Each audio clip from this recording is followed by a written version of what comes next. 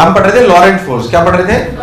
मैंने आपको एक बार बताई थी वैसे इलेक्ट्रिक फील्ड और मैग्नेटिक फील्ड, इलेक्ट्रिक फील्ड और मैग्नेटिक फील्ड दोनों की वजह से, इलेक्ट्रिक फील्ड और मैग्नेटिक फील्ड दोनों इंडिपेंडेंट है फ्रेम, दोनों डिपेंडेंट है फ्रेम पे, बट लॉरेंट फोर्स फ्रेम पे डिपेंडेंट नहीं है। फिर मैं आपको कुछ बातें बताई, मैंने बताया magnetic force of exchange pair नहीं है, मैंने उसमें बहुत सारी चीजें और बताई कि मूविंग चार्जेस की वजह से मैग्नेटिक फील्ड क्या होती है, फिर मैंने उनकी वजह से फोर्स बताया, बहुत सारी कहानी मैंने आपको समझाई कब इलेक्ट्रिक फील्ड डोमिनेट करता है, कब मैग्नेटिक फील्ड डोमिनेट करती है, उनके फोर्सेस कब डोमिनेट करते हैं, इनके यूजेस मैंने आपको बताया, आइसोटोप को अलग करने में ले सकता है, अगर अपन जेडएनएस की स्लाइड ले लें तो अपन जो दो पार्टिकल उनको कैसे कैसे अलग कर सकते हैं ये मैं आपको बता चुका था। इनके कॉम्बिनेशन में बहुत यूजेस होते हैं। जैसे एक और यूज है, जैसे ये आपके कोर्सेज में मेंशन, मैं कॉन्सेप्ट के रूप में आपको पढ़ा रहा ताकि आप उसकी बात समझ में आए। इसे कहते हैं वेलोसिटी सिलेक्टर।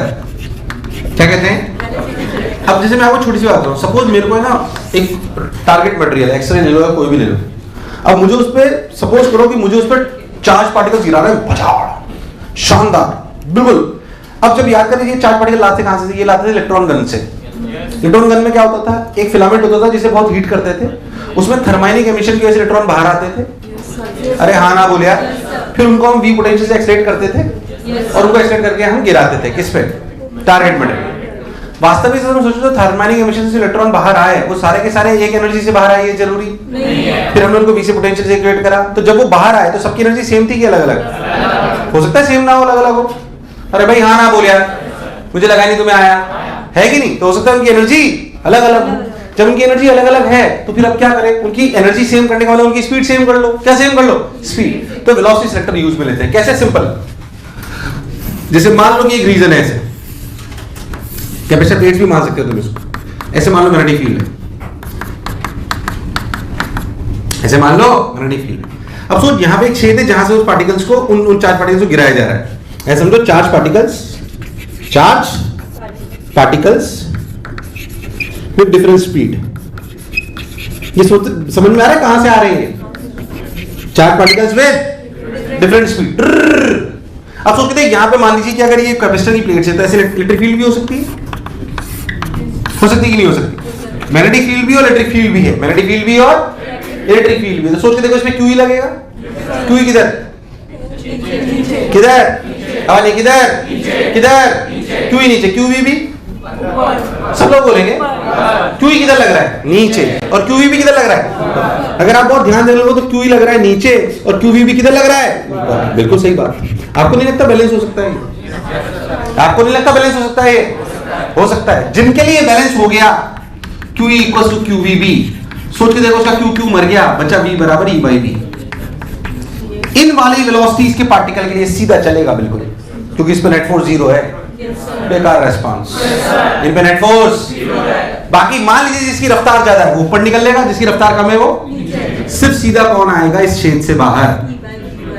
सिर्फ वो वाले चार्जेस जिनकी वेलोसिटी क्या है? This is velocity selector. और सिर्फ इसी रफ्तार के पार्टिकल हम टारगेट पे गिराएंगे। अरे भाई साहब, सिर्फ इसी रफ्तार के पार्टिकल हम। So it is one of the uses. इसमें सवाल आ सकता है, आपको डराया जा सकता है, कोई रॉकेट साइंस नहीं है, डरो मत। रॉकेट साइंस नहीं पढ़ाई जा रही है, बट ये सब यूज आ सकता है जो आपके नॉर्मल से फिनोमेना में। मुझे चार्ज पार्टिकल चाहिए विद यूनिफॉर्म स्पीड, तो ये लगा लो। बाकी सब हो सकता है इधर चलेगा, इधर चलेगा, इनको कलेक्ट करने के बहुत सारे मेथड होते हैं अलग अलग, और भी बहुत सारी बात होती है। जब पार्टिकल पूरा यहाँ से आता है तो हमेशा बिल्कुल सीधा ये जरूरी नहीं, तो थोड़ा सा टेढ़ा आता है तो हेलिकल पाथ लेता है। तो एक HCl में सवाल भी है आपके, देखना आप, शायद छोड़ो उसको बोल नहीं रहा हूँ। यहाँ से अपना सीधा पार्टिकल आया तो बोलो क्या वेलोसिटी सिलेक्टर का काम करा? यार बेकार रेस्पॉन्स। जिनकी रफ्तार ज्यादा थी वो कहाँ निकल ली है? ऊपर। जिनकी कम थी वो कहाँ निकल ली है? नीचे। सिर्फ वो वाले पार्टिकल्स हमारे पास बाहर है जिनकी रफ्तार कितनी थी? e by v। क्या मैं e बाई v को चेंज कर वेलोसिटी की रेंज चेंज कर सकता हूँ? अरे सिंपली e बाई v तो है यार। क्या चीज है ये? e by v। e by v बस सीधे निकल आया। क्या वेलोसिटी सिलेक्टर का मतलब समझ आया? Write whatever you want to write. इसका पर्पस इतना ही है, पर्पस इतना ही है, बहुत छोटी सी बात पर अपने को समझ में आनी चाहिए ना भाई। उतार लिया क्या? वेलोसिटी सिलेक्टर क्या काम आता है बोलो, क्लियर है? अगर आप ध्यान देखो तो वेलोसिटी सिलेक्टर में q इक्वल टू qv, क्या नेट फोर्स 0 हो गया? नेट फोर्स क्या हो गया? नेट लॉरेंट फोर्स 0 हो गया। उसमें कोई शक वाली बात नहीं।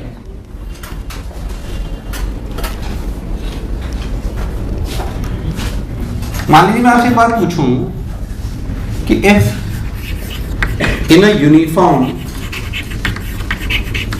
electric field and magnetic field, if in a uniform electric field and magnetic field net force on a moving charge is zero,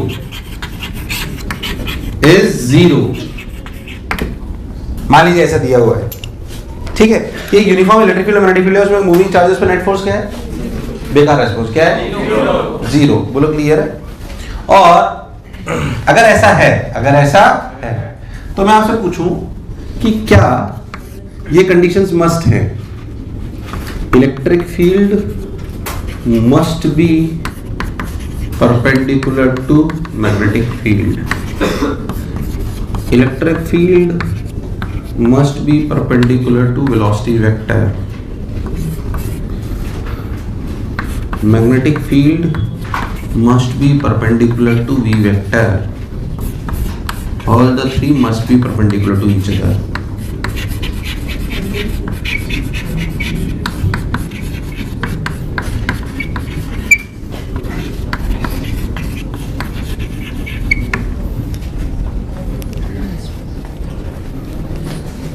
बताओ,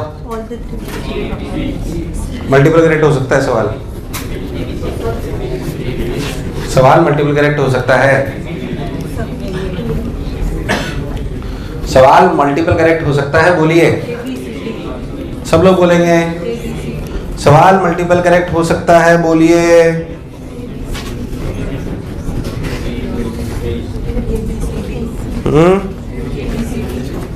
अरे बोलो भाई, ABCD आ जाइए, बोलो कितना? ABCD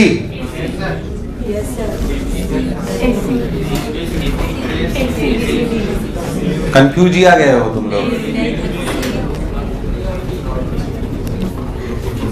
चलो बोलो, एक के साथ कितने लोग हैं?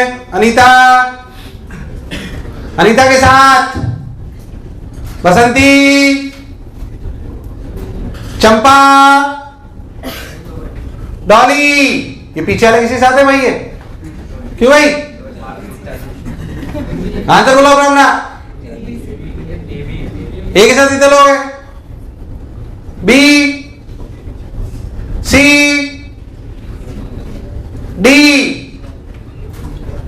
डी के साथ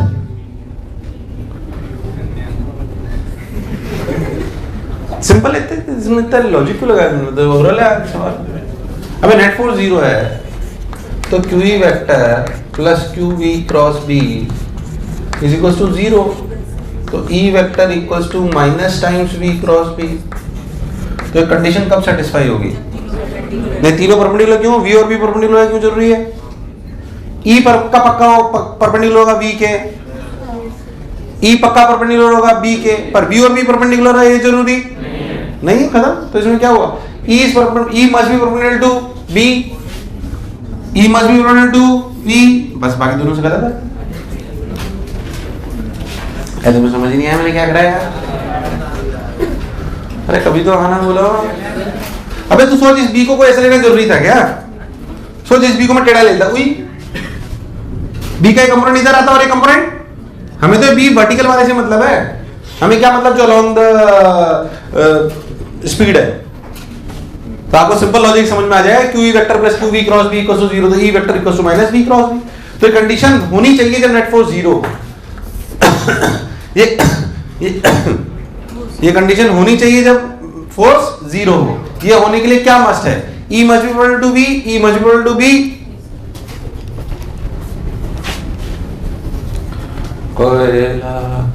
तुम सन्नाटे में पहुंच गए इस सवाल में ना, कद्दू आ गया तुम लोगों को, हीरो बनते हो फोकट में। चलाओ और देख, इधर देख, बात नहीं उसमें ले रहा है, इसके मुंह गिला रहा है मुझ में। इधर देख,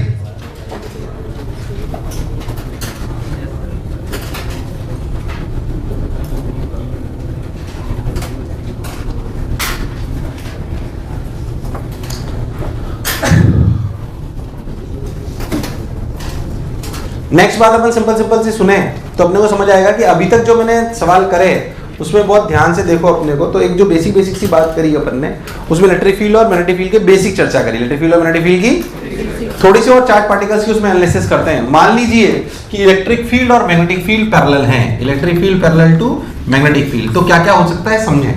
मान लीजिए कि इलेक्ट्रिक फील्ड और मैग्नेटिक फील्ड पैरेलल हैं। अगर मान लीजिए पहला केस में लूं कि हमारी इनिशियल रफ्तार 0 है और चार्ज की और मास m को छोड़ दिया गया, बताओ क्या होगा।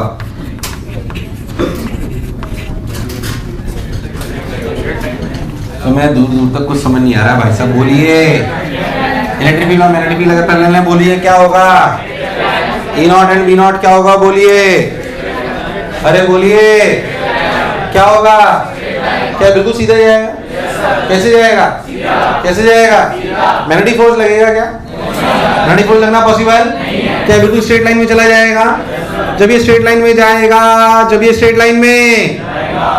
लाइन में जाएगा तो इसकी रफ्तार इनिशियल 0 पर क्या एक्सेलरेशन हो जाएगा, QE/m। इसमें सिर्फ इलेक्ट्रोस्टैटिक्स का रोल है, बाकी किसी का कोई रोल नहीं है। सिंपल, कोई दिक्कत नहीं। चलिए बहुत बढ़िया। मैं तो कह रहा हूं कि अगर चार्ज u बजाय 0 की बजाय अगर मैं इसकी रफ्तार u पैरेलल टू e और u anti parallel to v e रख दूं, तब भी क्या, ध्यान देखो, अगर मैं चार्ज पार्टिकल की रफ्तार इधर छोड़ दूं या इधर छोड़ दूं, बोलो क्या होगा। अगर चार्ज की मास m की रफ्तार इधर छोड़ दी जाए तो भी क्या स्ट्रेट जाएगा।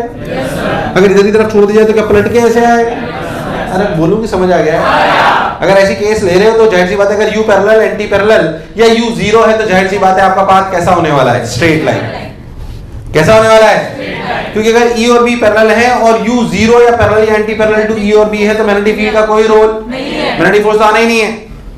मैग्नेटिक फोर्स तो आना ही नहीं, उसमें क्या ऐसी चिंता करने वाली बात है। और आगे चलते हैं, देखिए मान लीजिए कि अब मैं ऐसा बोलता हूं कि मेरा e और b है पैरेलल, मेरे e और b है पैरेलल E0 एंड B0 पर मान लीजिए कि आपका u is perpendicular to e vector, ऐसे चार्ज q मास m ऐसे बच, बोलो क्लियर है।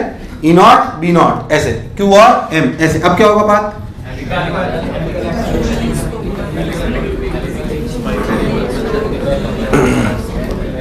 ये u क्या कराएगा, u क्या कराएगा, u के सर्कल कराएगा, कराएगा कि नहीं कराएगा। क्या u इज परपेंडिकुलर। अगर u और सिर्फ मैग्नेटिक फील्ड होती तो क्या सर्कल करता, पर आगे किसकी वजह से जाएगा, इलेक्ट्रिक फील्ड। किसकी वजह से, क्या इलेक्ट्रिक फील्ड हमेशा इस पे एक फोर्स लगा रही है, इलेक्ट्रिक फील्ड हमेशा इस पे, यार आवाज, इलेक्ट्रिक फील्ड हमेशा इस पे फोर्स लगा रही है। सबने बोला ठीक, मैंने ही बोला ठीक। वो आगे की तरफ इसको ले जा रहा है, आगे की तरफ ले जा रहा है, तो फिर से सोच कि ये सर्कल करेगा और ये आगे ले जाएगा, पर ये आगे जाते हुए इसकी रफ्तार कांस्टेंट है कि बढ़ रही है। तो सोच पिच बढ़ रही है घट रही है, पिच याद है कि भूल गया है। अच्छा बोलो, समय के साथ रेडियस बढ़ रहा है घट रहा है,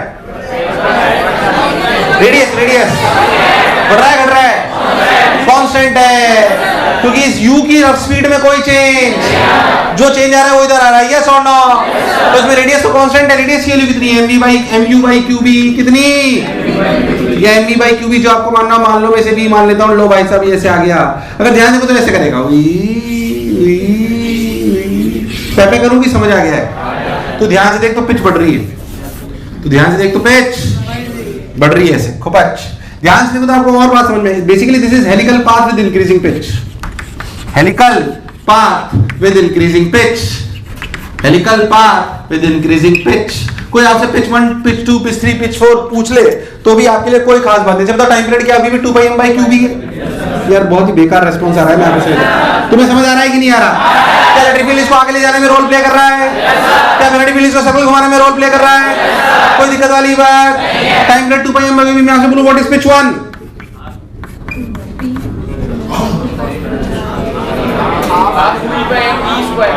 तुम लोग बोलोगे व्हाट इज पिच 1। पिच 1 याद है, पहली टचिंग से दूसरी टचिंग। तो एक टाइम पीरियड में हम कितना आगे चले जाएंगे, इस डायरेक्शन में हमारी इनिशियल रफ्तार क्या है, 0। इस डायरेक्शन में हमारी इनिशियल रफ्तार क्या है, 0। तो पिच 1 क्या हुई, half of QE/m into time square. बोल यस और नो। नहीं आया, नहीं आया। सोच के देख पिच 2 क्या हुआ, हाफ ऑफ QE/m 2t का whole square minus t square, 2t का माइनस t स्क्वायर, 2t का होल स्क्वायर माइनस, अरे नहीं आया। 2t का होल स्क्वायर माइनस, ऐसे क्या पिच 3 भी लिख सकते हैं। So this is increasing pitch. आपसे कोई पूछ ले उसमें कोई डरने वाली बात। और सुन, अगर u vector and e vector at angle theta, at angle theta, सुन ले मेरे एक साथ उतार लेने, कोई खास बात नहीं, समझ में आ जाए तो। बहुत सारे सवाल बनाते हैं अपने कोऑर्डिनेट जो लिखने के लिए बोले सब अपन लिख सकते हैं अगर बात समझ में आ जाए तो। मान लीजिए मैं तो कह रहा हूं कि इनमें एंगल थीटा है, ये लो सर, ये v और ये थीटा। चल आप बोल, तो खुद बोलेगा। क्या फिर से हेलिकल पाथ? क्या फिर से हेलिकल पाथ? यार मुझे लगा ही तुम्हें आया। फिर से helical path with increasing pitch decreasing pitch. क्या इसके दो कंपोनेंट कर लूं? इसके दो, कितना? v cos थीटा और v cos थीटा और v sin थीटा। कोई बुराई वाली बात? सो v cos थीटा और v sin थीटा। बताओ कौन सर्कल कर रहा है? v sin theta. r equals to mv sin theta by qb। नहीं आया। mv sin थीटा बाई, पक्की बात। और v cos थीटा क्या करेगा? v cos थीटा क्या करेगा? क्या आगे ले जाएगा? कहां ले जाएगा? सोच लो, आगे ले जाएगा। बहुत बढ़िया साहब, ध्यान से देखो। तो फिर से ऐसी बात एंड सो ऑन। अगर मैं आपसे बोलूं तो रेडियस के लिए आगे, टाइम पीरियड के लिए अभी भी 2πm/qb है। मुझे लगा ही नहीं तुम्हें आया। अगर मैं आपसे बोलूं पिच 1 क्या है, तो आपके पिच 1 का आंसर होगा v cos theta into T plus half of qe/m into T square. मुझे लगा ही नहीं तुम्हें आया। क्या आप पिच 2 भी लिख सकते हैं? मैं डायरेक्ट लिख रहा हूं, तुम्हें समझ नहीं आ रहा। भाई यहाँ तक का टाइम पीरियड t, यहाँ का टाइम पीरियड 2t, तो क्या 2t माइनस t वाली दूरी?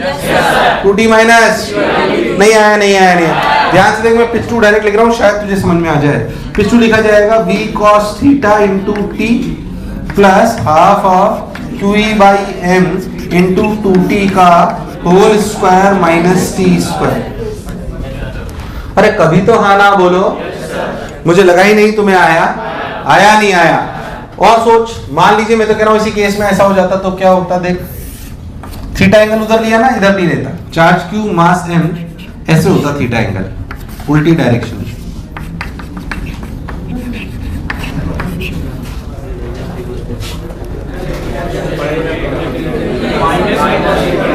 बताओ क्या होगा? आपको लगता है पहले पीछे जाएगा फिर वापस? पता है कैसे जाएगा?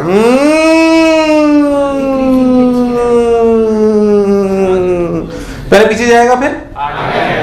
अरे भाई साहब, पहले कहां जाएगा? पीछे। पिच घटेगी और फिर वापस। तुझे मेरी बात समझ आई कि नहीं आई? ऐसे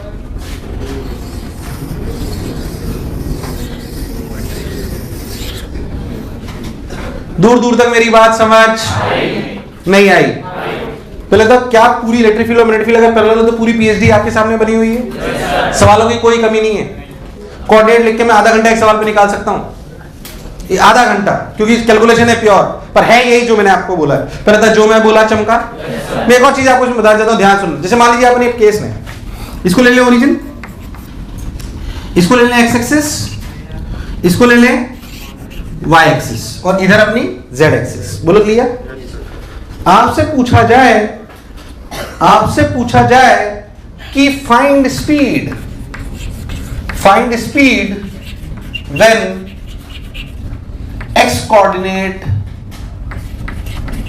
x coordinate of particle is x0। आपसे पूछा गया कि पार्टिकल की स्पीड क्या होगी जब उसका x कोऑर्डिनेट क्या हो, तो कैसे करोगे? आपसे पूछा गया क्या है उसकी स्पीड होगी जब उसका x कोऑर्डिनेट x0 होगा।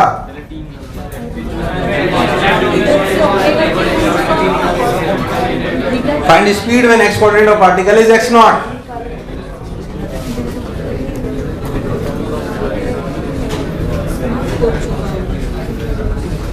Find speed when x coordinate. एक लाइन में आंसर ला सकते हैं, बढ़िया सॉल्यूशन है। सुन मेरी बात, इसमें याद रखना है फॉर्मेट। जब इलेक्ट्रिक फील्ड और मैग्नेटिक फील्ड लगता है तो वर्क डन कौन करता है? मैग्नेटिक फोर्स तो वर्क ही नहीं करता भाई साहब। जब भी इलेक्ट्रिक फील्ड, लॉरेंट फोर्स के सवाल आए तो एक बात याद रखें, कौन कार्य करता है, इलेक्ट्रिक फील्ड की मैग्नेटिक फील्ड? मैग्नेटिक फील्ड तो कार्य नहीं करता, तो परपेंडिकुलर है वो तो। यार आवाज ही नहीं आई यार। वो तो आप इसमें ऐसे कैसे लिख सकते हो, work done by electric field plus work done by magnetic field equals to change in kinetic energy, that is half m v square minus half m v not square. पहले तो ये समझ आया नहीं है। फाइनल स्पीड मान लेते हैं v इनिशियल है, v नॉट इनिशियल है, v नॉट या v जो भी आपको दे रखी है वो जो जैसे भी v नॉट ही मान लेते हैं इसको, तो v नॉट। बोलो क्लियर है? अब सोच work done by magnetic field क्या है, जीरो। वो तो हमेशा जीरो है, वो तो हमेशा, वो तो वर्क डन नहीं, तो वर्क डन किसका है? अब बताओ इलेक्ट्रिक फील्ड किधर है? x कोऑर्डिनेट कौन सा है? तो हमारा x नॉट डिस्प्लेसमेंट कितना हुआ? x not. तो वर्क डन इलेक्ट्रिक फील्ड कितना हुआ? q e x not plus half m v not square multiplied by 2 divide by m का रूट आंसर। तुझे दूर दूर तक मेरी बात समझ? It's a standard thing to do कि कभी भी इलेक्ट्रिक फील्ड और मैग्नेटिक फील्ड और स्पीड पूछ ले या वर्णन के बारे में बात कर ले, तो मन मंदिर में कॉन्सेप्ट बसा होना चाहिए कि इलेक्ट्रिक फील्ड और मैग्नेटिक फील्ड में कार्य करता कौन है। तो बस उसी का वर्णन लिखना है, तो बस उसी का वर्णन। मुझे लगा नहीं तुम्हें आया, आया नहीं आया, उतार लो। This is electric field perpendicular to magnetic field.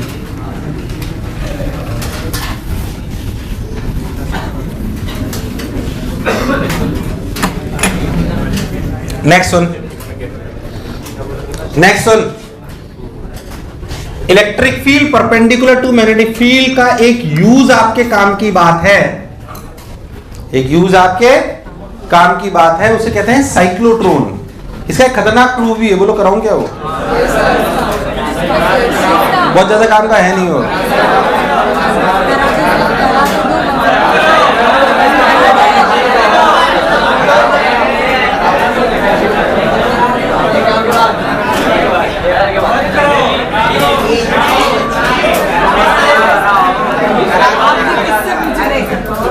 मैं खुद से ही पूछ रहा हूँ, कराऊं नहीं कराऊं। अगर electric field perpendicular to magnetic field होता है ना, पार्टिकल को रेस्ट से छोड़ दिया जाए तो इसका पास साइक्लॉइड होता है। वो वाला साइक्लॉइड जो याद है अपन ने रोटेशन में घुमाया था, प्योरोलिंक जब पार्टिकल करता था, याद है साइक्लॉइड पाथ करता था? कुछ नहीं याद है? अगर आपने कोई भी चीज प्योरोलिंक करी तो क्या जो बॉटम मोस्ट पॉइंट होता था वो क्या, कौन सा पाथ देता है? साइक्लॉइड। अगर एक इलेक्ट्रिक फील्ड और मैग्नेटिक फील्ड परपेंडिकुलर और यूनिफॉर्म और उसमें अगर एक चार्ज पार्टिकल छोड़ दिया जाए तो उनका पास साइक्लॉइड होता है। साइक्लॉइड पाथ का प्रूफ होता है खतरनाक। मेरे को करा देता हूँ, चलो। फंस गए तो मैं जिम्मेदार नहीं हूँ। वैसे बहुत ज्यादा काम का है नहीं, टाइम पास करेंगे। चलो पढ़ लो, तुम लोग पढ़ो, तुम्हारे बारे में करा दो। ध्यान देखते हैं, थोड़ा साथ देना पड़ेगा क्योंकि कैलकुलेशन उसमें थोड़ी ज्यादा इधर उधर हो गए तो आंसर मैच ही नहीं करना।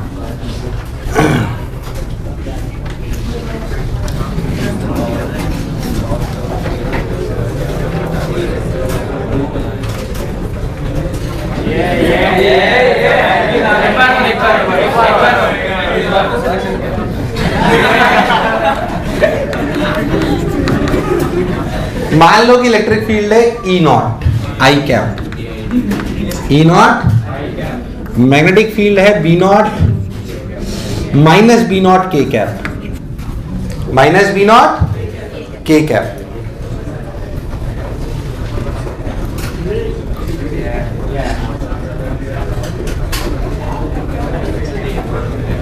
ठीक है।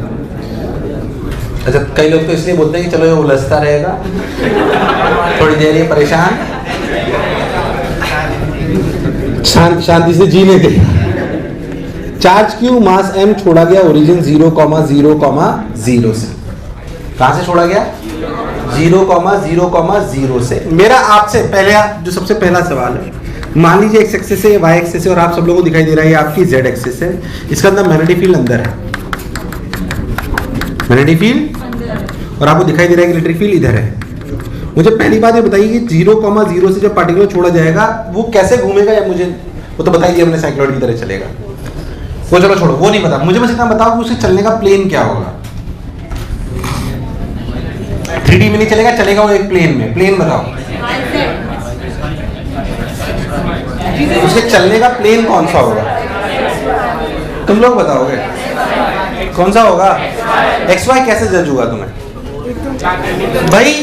एक्स वाई ही हो सकता है क्योंकि सुनना जेड वाली डायरेक्शन में इलेक्ट्रोस्टैटिक फोर्स तो है नहीं। अरे भाई साहब एक्स वाई डायरेक्शन में इलेक्ट्रोस्टैटिक फोर्स हो और जिधर मैग्नेटिक फील्ड हो उधर मैग्नेटिक फोर्स भी नहीं हो सकता। अरे भाई साहब मैग्नेटिक फोर्स क्या है? Q V cross B. Q V cross क्या पक्का मैग्नेटिक फोर्स बी के परपेंडिकुलर होता है? तो बी तो मैग्नेटिक फील्ड तो जेड में है, तो जेड में कोई मैग्नेटिक फोर्स और इलेक्ट्रोस्टैटिक्स तो है ही नहीं। अरे यार जब जेड डायरेक्शन में कभी कोई फोर्स आ ही नहीं सकता और इनिशियल रफ्तार 0 है तो जेड डायरेक्शन में कभी भी कोई वेलोसिटी आना पॉसिबल? ये बात क्लिक करी नहीं करी? तुझे मेरी बात समझ आई कि नहीं आई? तो जेड डायरेक्शन में कभी कोई वेलोसिटी नहीं हो सकती। हम मान लेते हैं कि वेलोसिटी है vx i cap plus vy j cap. vz क्यों नहीं लिया आपके सामने क्लियर है? क्योंकि z में हो यार। तुम्हें अगर बेकार रेस्पॉन्स देना हो तो छोड़ो या तो फिर साथ दो, मैं नहीं पढ़ा रहा। तो vx plus vx i cap plus vy vx i cap plus vy j। बहुत बढ़िया साहब। अब लॉजिकली कि किसी भी टाइम टी पे मान लो रफ्तार है vx i cap plus vy, तो हम क्या करेंगे? हम फोर्स लिखें इस पे किसी भी टाइम टी पर q vx i cap plus vy j cap cross minus b k cap. अरे q v क्रॉस b इस देखिए ये क्या लिख दिया? q v क्रॉस b समझ नहीं आता तुम्हें? फोर्स दो तरह के होते हैं, magnetic force that is q v cross b plus q e। q e कितना? q e not i। बोलिए यस और नो? तो नेट फोर्स लिखते हैं F equals to I cross K।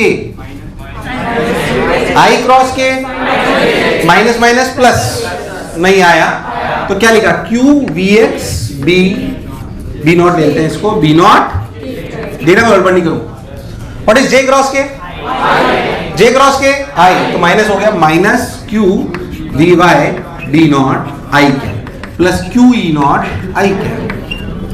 So Q E not minus Vy B not I cap अरे भाई साहब plus Q Vx B not J cap. सब सही चल रहा है? हाँ। This is the force in x direction. This is the force in. So the acceleration in x direction is q by m e naught minus q b naught by m vy. तुझे मेरी बात दूर दूर तक समझ? अरे नहीं आई? आई कि नहीं आई? अरे सोच लो। In the same way ay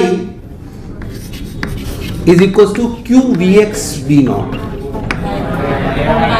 by m। अब सुनना, इसको सॉल्व करने की स्पेशल टेक्निक ही होती है क्योंकि ये बहुत स्पेशल फंक्शन है। Acceleration in x depends on velocity in y and acceleration in y depends on velocity of, इसलिए डायरेक्ट सॉल्व नहीं हो सकता, उसको टेक्निक लगानी पड़ेगी जो मैं आपको कह रहा हूँ। स्पेशल इक्वेशंस आती हैं। अरे भाई साहब तुझे मेरी बात समझ? देख acceleration in x depends on what and acceleration in y depends on what.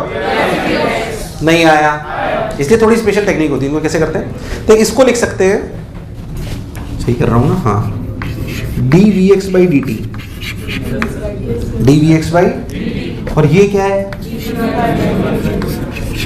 इसको एक और बार डिफरेंशिएट करो, d by dt of 1,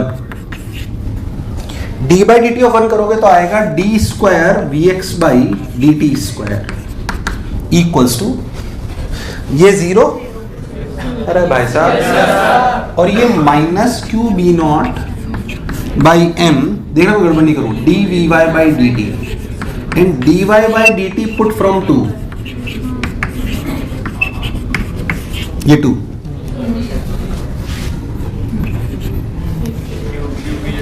अरे भाई साहब तुम्हें दूर दूर तक मेरी बात समझ? तो यहां से पुट करो तो D square V X by dt square equals to minus Q B naught, यानी कि Q square B naught square by M square V X. तुम बहुत ध्यान से देखो तो this is of a format of D square X by D T square plus omega square X equals to 0। It's a differential equation whose common solutions are x equals to a sin omega t plus 5। अबे SHM की equation है ये, वही है, ध्यान से देख।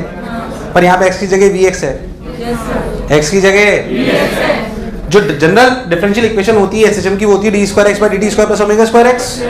इस डिफरेंशियल इक्वेशन के जनरल सॉल्यूशन होता है a sin omega t plus 5।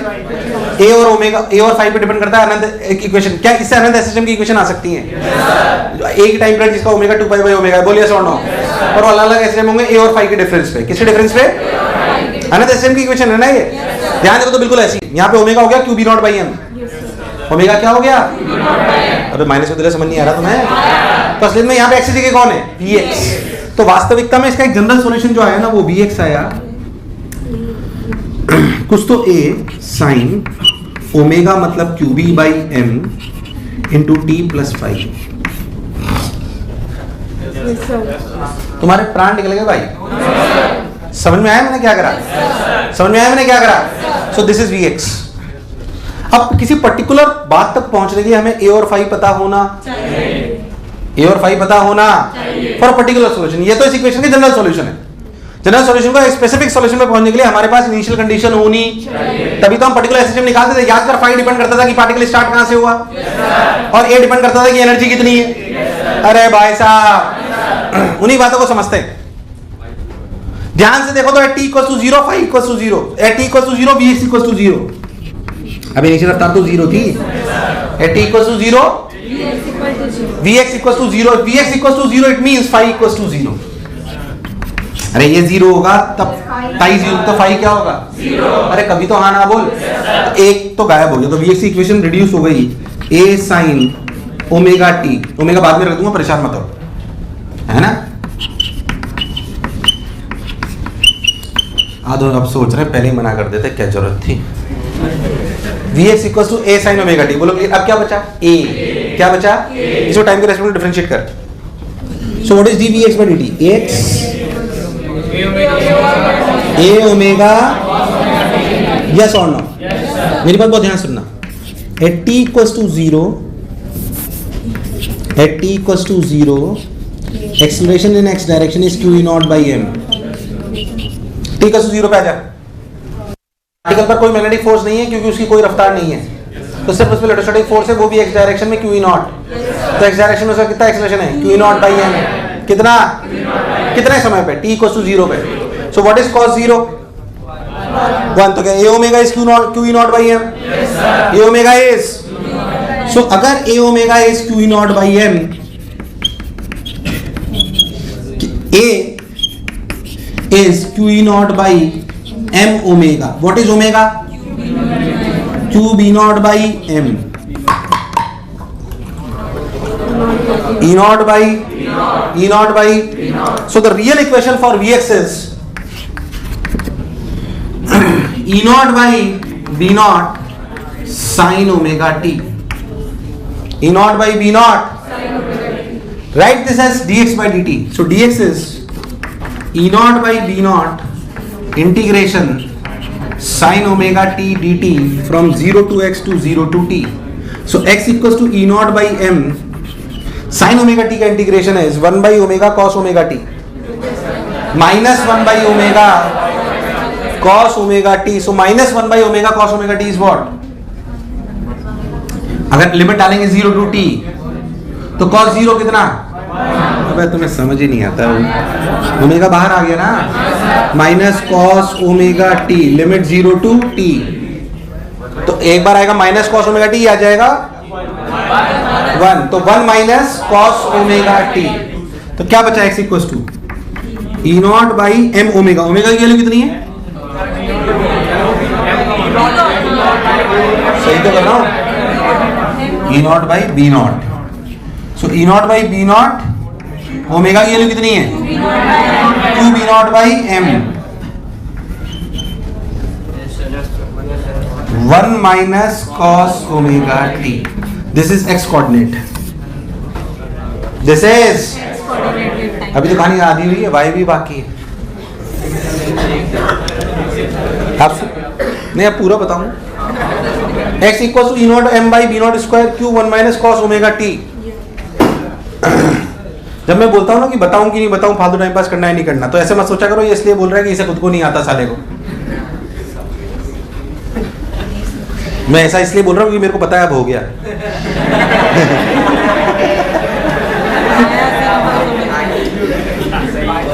सही है. पहले समझ आया नहीं आया? अब y कोऑर्डिनेट कैसे निकलेगा? एक मिनट रुक जा. x आ गया ना, vx कहाँ आया था अपना? वो रहा. vx की वैल्यू यहाँ रख दो. vx की वैल्यू यहाँ रखो 2 में. Put vx in 2. देना गड़बड़ नहीं करूं. Put vx in 2. उधर देख. dvy by dt equals to q b naught by m e naught by b naught sine omega T. b naught ने b नॉट को उधर dt ले जाओ तो dvy equals to q e naught by m integration sine omega T dt 0 to t 0 to vy. So vy is nothing but q e b naught by m omega 1 minus cos omega t. This is vy. This is. अब dvy को क्या लिखें? Sorry, vy को क्या लिखें? dy by dt. So q e naught by m omega 1 minus cos omega t dt limit 0 to t limit 0 to y.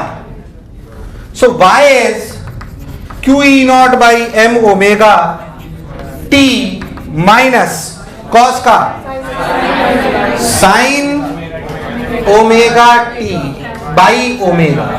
बस. तुम्हें मेरी बात समझ? अब ध्यान देखना जो कह रहा हूं.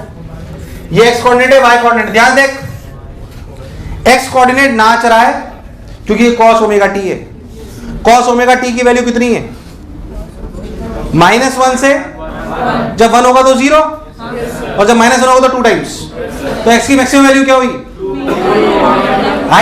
x कभी भी इससे ज्यादा होना पॉसिबल, जबकि y कंटिन्यूसली बढ़ रहा है. देख y, ये दोनों इक्वेशन उसकी हैं. किसकी? साइक्लॉइड की. इसमें साइक्लॉइड ऐसे नाचेगा और ये x मैक्स है. जैसे x मैक्स की वैल्यू वहां से आएगी वो देख 2 e not m by v not square Q. ये साइक्लॉइड है. These are the equations of cycloid. These are the standard equations of cycloid.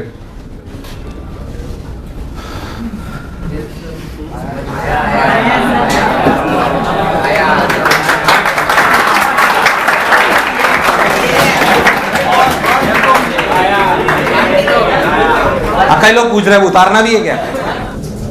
ऐसे ई बाई बी का है तो ऐसे मतलब ठीक है, आपको वैसे याद होना चाहिए. प्रूफ ज्यादा परेशान होना है. एक अच्छा सवाल के रूप में, टफ के रूप में करा दिया मैंने. E naught by B naught basically जब भी परपेंडिकुलर हो तो पाथ को अगर पार्टिकल छोड़ा जाए तो उसका पाथ कैसा होता है? साइक्लॉइड. कैसा होता है? ऐसे ई और बी परपेंडिकुलर तो उसका एक अच्छा यूज भी होता है जो बहुत काम की चीज से बोलते हैं साइक्लोट्रॉन. क्या बोलते हैं? साइक्लोट्रॉन. मैं उसकी कोई मेकिंग है उस तरह की बात नहीं कर रहा हूं, मैं उसके बेसिक फंडे को बात कर रहा हूं. साइक्लोट्रॉन एक्चुअली क्या होता है मैं आपको बात कर रहा हूं. हमारे साथ क्या एक प्रॉब्लम है, मतलब हमारे साथ का प्रॉब्लम मतलब जो हमें प्रैक्टिकली फेस होता है. हम चाहते हैं कि कई एक्सपेरिमेंट्स में पार्टिकल्स हमारे बहुत ज्यादा एक्सेलरेटेड हो. जैसे हमारा एक्सरेज निकालनी है या कोई पेनिट्रेशन करना है किसी चीज में, बहुत तगड़ा कोई एक्सपेरिमेंट करना है, तो हमें चार पार्टिकल्स बहुत एक्सेलरेटेड चाहिए. तो किसी ने बोला तो कौन सी खास बात है? क्यों नहीं एक्सेलरेट करने का क्या तरीका? अरे पर बहुत ज्यादा अगर एनर्जी चाहिए तो वी बहुत बड़ा होगा. एक लिमिट से थोड़ी है हमारे पास. थोड़ी 50 लाख वोल्ट नहीं लगा सकता. एक लिमिट 10,000 15,000 20,000 25,000 इससे ज्यादा वोल्टेज जनरेट करना पॉसिबल नहीं. हमारे लिए एक लिमिट क्या है उसकी. तो हम एनर्जी भी एक क्यू भी एक हद तक ही ला सकते हैं और उसको मेंटेन करना अगर भी हम बड़ा एस्टेब्लिश भी कर लेते तो उसका वो अपने आप में एक बहुत बड़ा टास्क है. तो उस दिक्कत से हमें दूर कौन करता है? साइक्लोट्रॉन. कौन करता है? मेरा वाली कौन करता है? साइक्लोट्रॉन. साइक्लोट्रॉन क्या करता है उसको ध्यान समझो आप. साइक्लोट्रॉन पहली बात एक हमें ऐसा सेटअप है जो हाईली एनर्जाइज्ड चार्ज पार्टिकल्स देता है, हाईली एनर्जाइज्ड चार्ज पार्टिकल्स देता है फॉर डिफरेंट एक्सपेरिमेंट्स और for different bombardment, that is a different aspect. पर वो हमें देता है कैसे, वो मैं आपको समझाता हूं। हमारी तकलीफ फिर से मैं आपको बताता हूं ये थी कि अगर मैं किसी भी एक चार्ज पार्टिकल को चार्ज क्यू या मास m जो भी हम ले रहे हैं, अगर उसमें इलेक्ट्रिक फील्ड ऐसे लगा दी जाती है और यहाँ पे उसका वोल्ट 0 और b वोल्ट है, तो जब वो यहाँ से चलता है तो उसकी यहाँ पे एनर्जी हो जाती है qv। क्या हो जाती है? पर तकलीफ ये थी कि हम v कितना बड़ा करें, तकलीफ ये थी कि हम कितना बड़ा करें। किसी ने ऐसा सोचा कि यार क्यों ना सोचिए qv इसको मिल गई, काश ऐसा होता कि कोई इसको वापस यहाँ छोड़ देता, तो क्या फिर qv मिल जाती?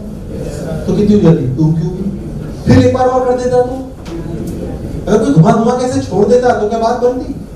दिमाग ठनका। घुमाने का काम कौन कर सकता है? Magnetic field. और एनर्जी देने का काम कौन करती है? Electric field. अरे भाई साहब, घुमाने का काम कौन कर सकता है? Magnetic field. और एनर्जी देने का काम कौन कर सकती है? इसी को सोच के साइक्लोट्रॉन बनाया गया है। इसी को सोच के साइक्लोट्रॉन क्या करा गया, उसके सेटअप को बेसिक को समझो। उसमें ये दो चीजें होती है, बोलते हैं डीज। ऐसा समझो डीज जो है, ऐसे तो डीज जो है एक मेटल की बनी हुई है जिसके अंदर ऐसे समझो मैग्नेटिक फील्ड एग्जिस्ट कर रही है पर इलेक्ट्रिक फील्ड एग्जिस्ट नहीं कर रही है। आप बहुत ध्यान समझे, डीज कहते हैं इनको। क्या कहते हैं? डीज। आप ऐसे समझे कि इस पूरे रीजन में ऐसे मैग्नेटिक फील्ड है।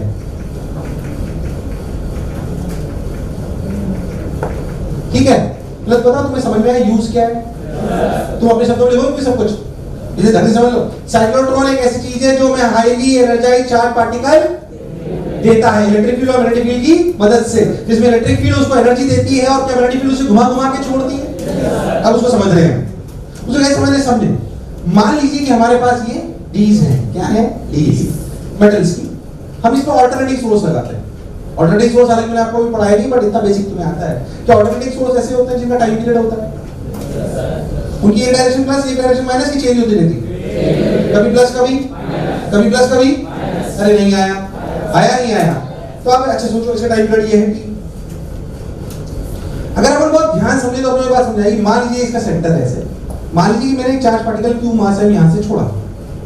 जब छोड़ा तो यहां प्लस था और यहां माइनस था इस जगह, तो क्या इलेक्ट्रिक फील्ड इधर, इलेक्ट्रिक फील्ड इधर नहीं आया, इलेक्ट्रिक फील्ड इधर थी। आप ऐसे तो क्या ये चार्ज पार्टिकल यहां से आकर इसकी एनर्जी बढ़ी qv।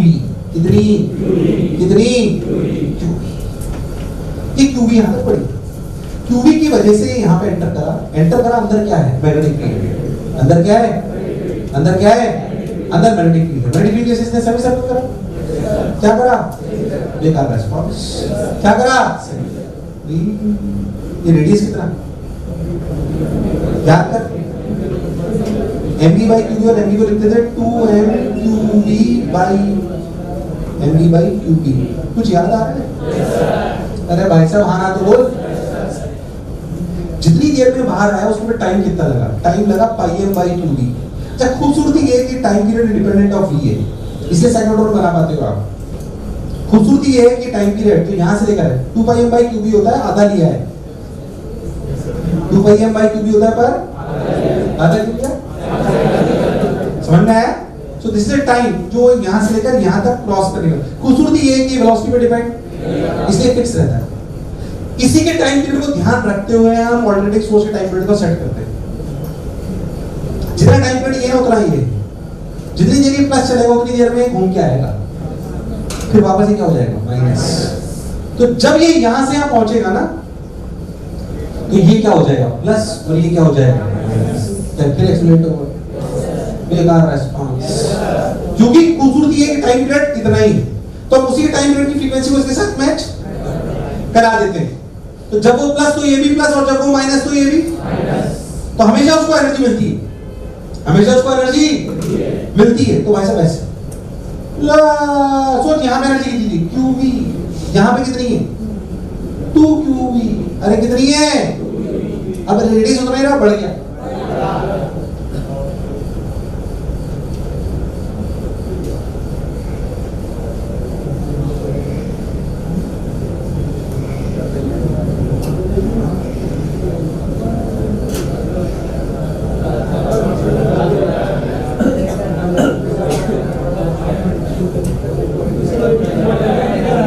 ऊपर पार्टिकल का ऊपर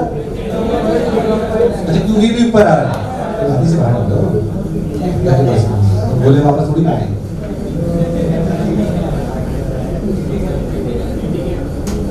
कल ये बोला क्या कर लिया?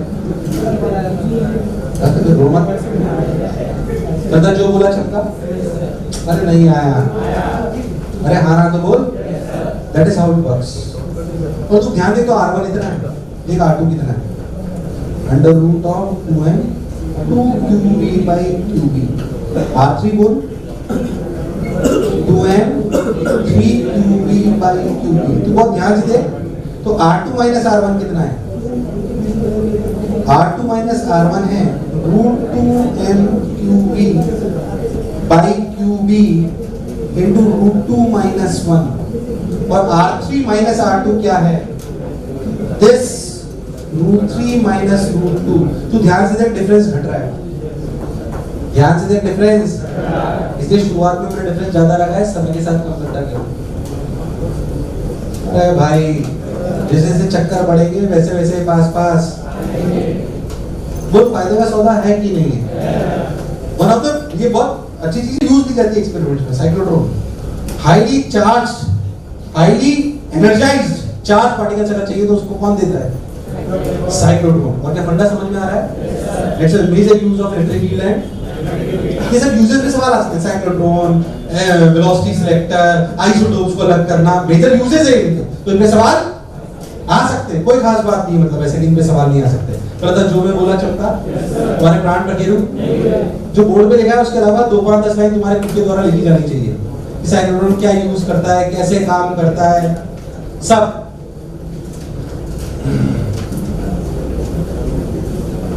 इसका एनिमेशन भी है, चाहो तो मोशन फ्लैश एनिमेशन में देख लेना कभी भी, उदाहरण लेंगे तुम लोगों ने। तो this is cyclotron, this is cyclotron. तो ये कहानी थी लॉरेंट्ज फोर्स की। फिर मैं कह रहा हूँ लॉरेंट्ज फोर्स की कोई सीमा, फिर भी मैंने आपको लिमिट से ज्यादा ही पढ़ाया आपके लिए। बाकी कोई सीमा नहीं, लॉरेंट्ज फोर्स रियलिटी में इलेक्ट्रोमैग्नेटिज्म लॉरेंट्ज फोर्स ही है। इसी कहानी को अपन यही रोकते हैं, जितना पढ़ाया मोर देन सफिशिएंट है आपके लिए। अब हम बात करते हैं, याद कर मैंने आपको बोला कि भाई साहब अगर मैग्नेटिक फील्ड में एक मूविंग चार्ज फेंका जाए क्या उसमें फोर्स लगता है qv क्रॉस v? यार बेकार रिस्पांस, क्या लगता है? फिर मैंने बोला यार मूविंग चार्ज से अगर फोर्स लगता है qv क्रॉस v, तो हमने बोला कि भाई साहब असलियत में बाहर चल रहा है, उसमें पता पड़ा कि अगर एक मूविंग चार्ज मूव कर रहा हो तो उसकी वजह से मैग्नेटिक फील्ड भी जनरेट थोड़ी और अलग है।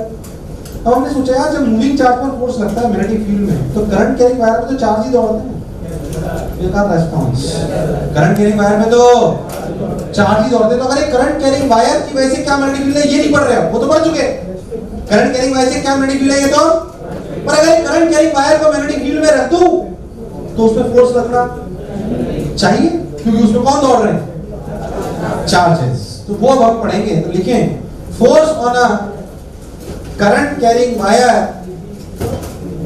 Force on a current carrying wire in a magnetic field, force on a current carrying wire in a magnetic field, force on a current carrying wire in a magnetic field,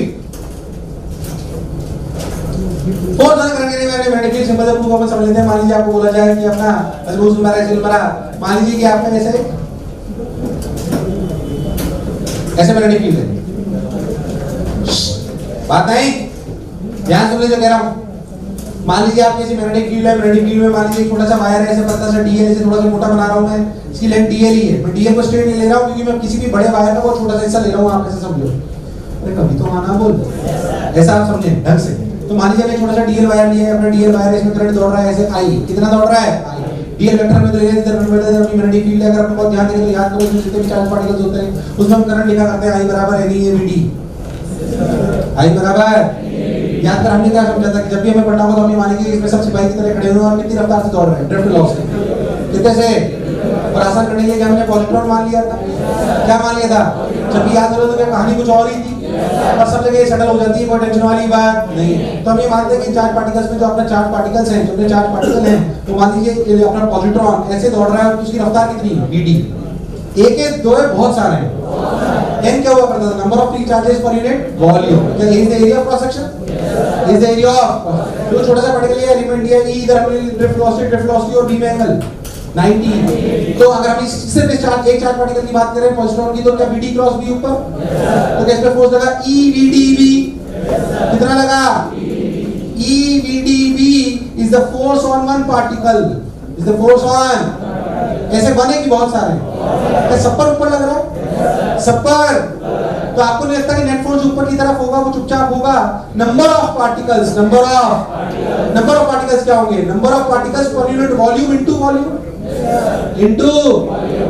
तो लिखा गया NaDl। पहले समझो ये क्या चीज है, N is the number of free charges per unit volume, dl is the volume, so these are the positrons present in this dl segment, फिर बेकार response, yes or no, so NaDl into EVDB, ये सबको clear हुआ कि नहीं हुआ, बस अब क्या था, व्हाट इज NeAVD, I, तो नेट फोर्स कितना आया IDLV, बेसिक IDL, अगर मैं DL को L ले लेता तो क्या IL भी लिख देता, अगर मान लीजिए स्ट्रेट वायर सीधा ले लूं, अरे भाई साहब आना बोल, तो इसे क्या लिख सकता हूं ILV, अभी समझने के लिए L ले लो ताकि तुम्हें थोड़ा सा ठीक लगे और कोई खास बात नहीं है, बाकी वो DL से अपने आप समझा दूंगा ILV। पर आपको नहीं लगता है स्पेशल केस है जब वायर बिल्कुल, तो क्या L और B में एंगल 90 है, L और B में एंगल ऐसा होनी जरूरी,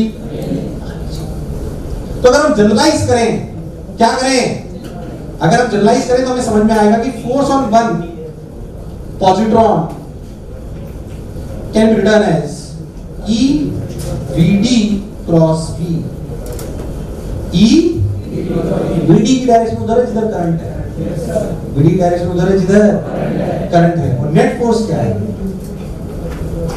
F नेट क्या है, NaDl, NaDl या NaL जो आपको लिखना, DL से ले जाओ ताकि मैं उसे स्ट्रेट मान सकूं, तुझे मेरी बात समझ, तो NaDl EVD vector cross B vector, तुम्हें बात समझ आ रही नहीं आ रही, क्या बहुत बेकार रिस्पांस। अब ध्यान समझना, VD और DL, अगर मैं DL को वेक्टर बनाऊं तो DL की डायरेक्शन वही होगी जो VD की होगी, क्योंकि VD की वही है जो करंट की है, और जो करंट की होती है वही DL की होती है, तो मैं इसे ऐसे नहीं लिख सकता NeAVD DL vector cross B vector, अरे भाई साहब तुझे मेरी बात समझ, व्हाट इज NeAVD, तो वास्तविकता में नेट फोर्स क्या है IDL क्रॉस B, अरे कभी नहीं आया नहीं आया, अगर आप बहुत लॉजिकली सोचो तो दिस इज DL नेट, बहुत छोटा सा एलिमेंट लिया मैं जनरलाइज करता हूं, थोड़ा सा फील करना, भाई ऐसे मैंने फील है, ऐसे टेढ़ा मेढ़ा वायर है, क्या DL और B में हमेशा एंगल कुछ चेंज हो रहा है कि फिक्स्ड है, क्योंकि मैं इसका छोटा सा एलिमेंट दूं, उस पर फोर्स निकालूं और उसे क्या कर लूं, इंटीग्रेट, क्या कर लूं, so DF net is this, so F net is basically IDL vector cross B vector का इंटीग्रेशन।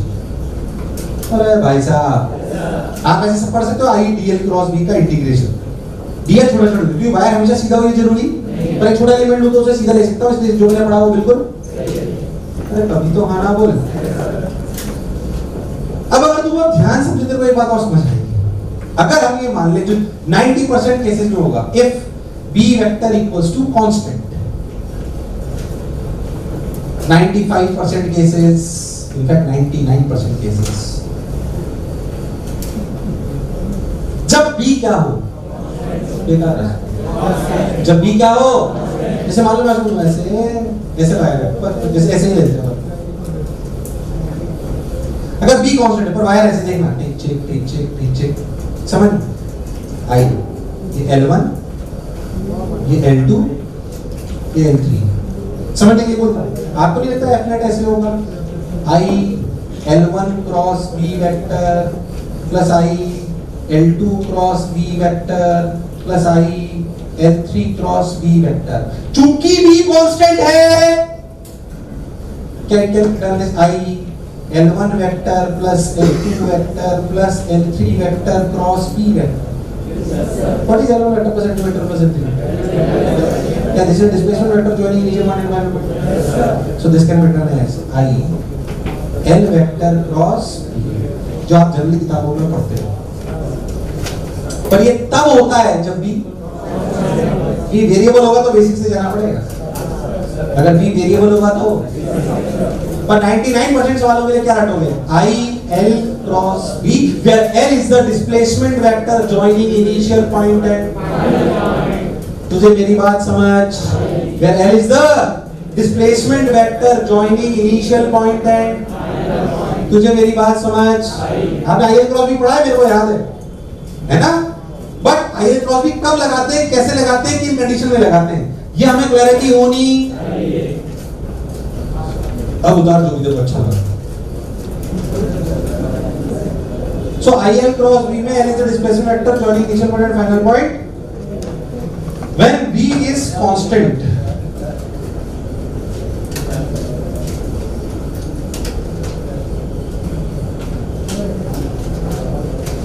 ठीक है, हाँ मत भूल ही गया था। कितने देर ही तो 6 टोटल कितने बचे थे? गिने नहीं, ऐसा तो नहीं कि अपना खर्चा भी उसमें से करती रहती है। आई एल क्रॉस बी, हाँ बोलो। प्यार दीवाना, रफ्तार तेज, स्पीड ऑफ लाइट।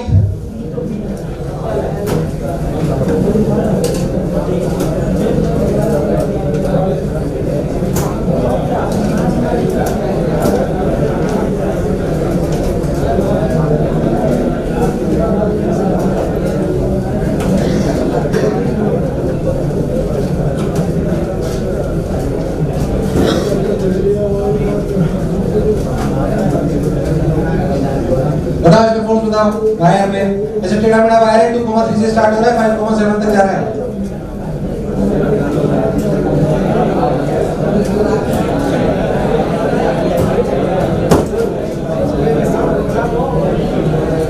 अच्छा फिर से देखो तो डायरेक्शन के लिए क्या है? क्रॉस बी डायरेक्शन के लिए बोलिए सब लोग, अरे बोलो बोलो। क्या यहाँ से यहाँ तक की दूरी 5 है? तो तुमसे नीमा ने सवाल किया, कितना आंसर है? डायरेक्शन डायरेक्शन क्या आई एल क्रॉस बी करो, एल और बी में कितना एंगल? एल और बी में कितना एंगल? सबकी आवाज नहीं आ रही। तो एल और बी, और एल कितना? 5। क्या is the displacement vector joining initial point है? तो I L cross B,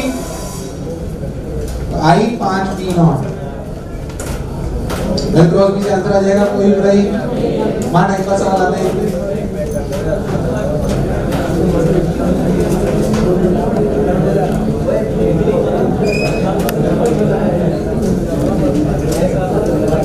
semi circle radius R, magnitude B naught. अभी मत पूछना जल्दी बोल, तो इसमें भी बहुत देर लगा देंगे। डायरेक्शन बताओ, मैग्नीट्यूड बताओ, सुनो बोलो। ऊपर नीचे ऊपर नीचे। अगर कांस्टेंट मैग्नेटिक फील्ड में आपसे बेसिक सवाल पूछ लिए जाएंगे तो आपको कोई कष्ट। अच्छे सवाल नेक्स्ट टाइम करेंगे।